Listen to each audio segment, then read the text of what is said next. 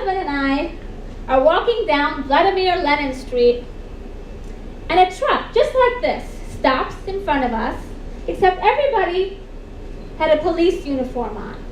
Two guys got out, and one spoke perfect English, and he said to us, "Passports." Now, we knew we were supposed to carry our passports. But that day, we hadn't.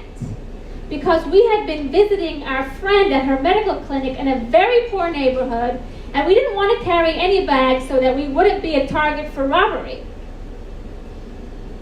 All we had on us was a little purse that my husband had in his front pocket.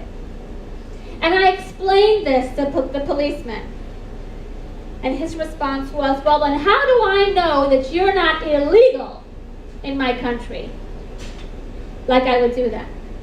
And I said, "See that building right there? I'm staying in that building. I could take you there and show you my passport, or I can go get it and bring it to you." "No, ma'am, that will not do. It's getting too late in the day.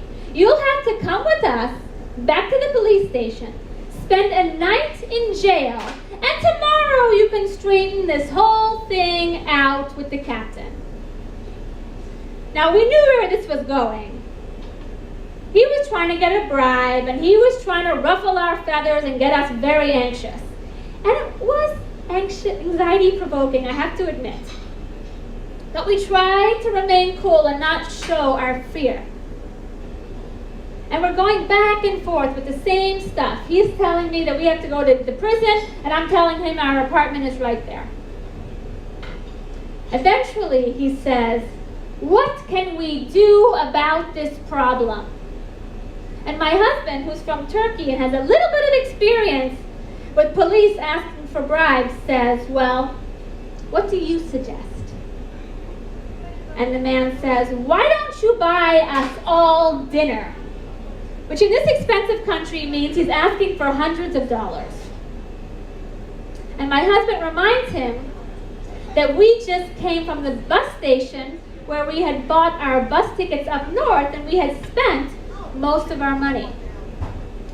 And he said, "Well then, why don't you buy us all a drink?"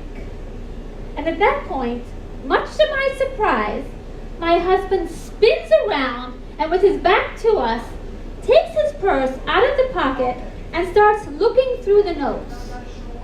And I cannot remember if we have $200 in that little purse or $2. And we're all standing there like twiddling our thumbs, waiting for him to turn around. And I'm thinking, this whole thing is so shameful. It's happening in broad daylight.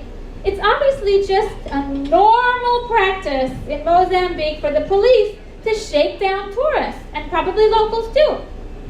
People are streaming by us, nobody's paying any attention. Eventually, with what felt like a very long time, my husband spins back around, and he has some notes in his hand. And all of the policemen in the truck, myself and these two guys, peer over to see what he's come up with. And when I saw that he only had $3, my heart was in my throat. He hands the guy the money. The guy looks at it, grunts, and says, "Get out of here." The two of us take off down Vladimir Lenin Street back to the apartment, which we barely left for the next couple of days that we had in the country.